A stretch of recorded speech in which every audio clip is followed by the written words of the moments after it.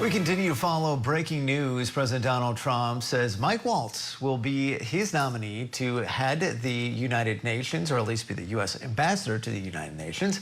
This coming off news that he was being ousted as National Security Advisor on the heels, of course, of that Signal app controversy. We have team coverage for this story. We start at the White House with Jacob Garden-Schwartz, who is standing by. And Jacob, it seemed like as recently as yesterday, everything was hunky-dory between Trump and Mike Waltz. It seemed like he was in good standing with the president. Do you have any insights on ultimately what led to this decision? Yeah, good afternoon, Andrew. Further evidence of just how quickly the winds can change here at the White House. As recently as this morning even, we saw the National Security Advisor, or now former National Security Advisor, after doing an interview on Fox News, walking by reporters, myself among them, staking out outside the West Wing, trying to get him to answer some questions. And he seemed in good spirits, smiling, waving, not stopping to chat with us, but wishing us a good rest of our day. Then, of course, just a couple hours ago in the Rose Garden, a number of senior administration officials, cabinet members, and others there, but Waltz not present. That was right around the time we began seeing those reports that he was going to be asked to leave the administration. Scripps initially able to confirm that there were high-level conversations about his tenure as National Security Advisor, but that no decision had been made. And then just a few moments ago, we got that Truth Social post from the president asking him to, or nominating him to serve as his ambassador to the United Nations, thanking him for his service, saying that he, quote, worked hard to put our nation's interest first, and I know he will do the same in his new role. And then, of course, announcing Secretary of State Marco Rubio to be his interim national security advisor. Waltz responding briefly in a post on X himself, saying only that he was, quote, honored to continue serving the president. So as you said, really a quick turn of events here.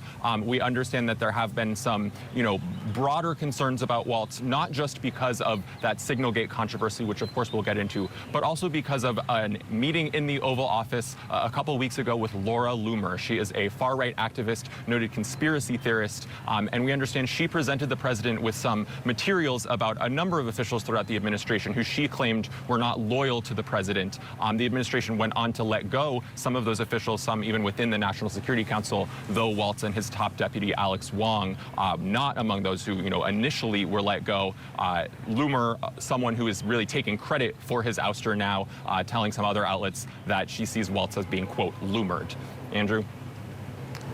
Yeah, and Jacob, that's a good point, because we're talking about it in the context of the Signal app controversy, but there may be more factors that ultimately went into this decision. But I am interested in this point on Marco Rubio, the Secretary of State, who's now going to be the interim National Security Advisor. What could that look like? Have you heard any reaction about what his role might be in terms of serving this dual focus on not only being America's top diplomat outside of the president, but also now head of a really important job, and that is National Security Advisor?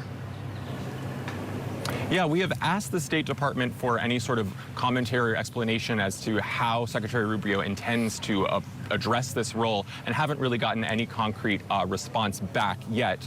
But it's safe to say that Rubio will have a busy plate, a lot of things to do. Of course, serving as Secretary of State, now interim National Security Advisor. He is also serving as the acting archivist of the United States, overseeing the National Archives, and as the acting administrator of USAID, that agency largely gutted by this point, that oversaw a lot of the foreign aid. So certainly quite a bit on Rubio's plate.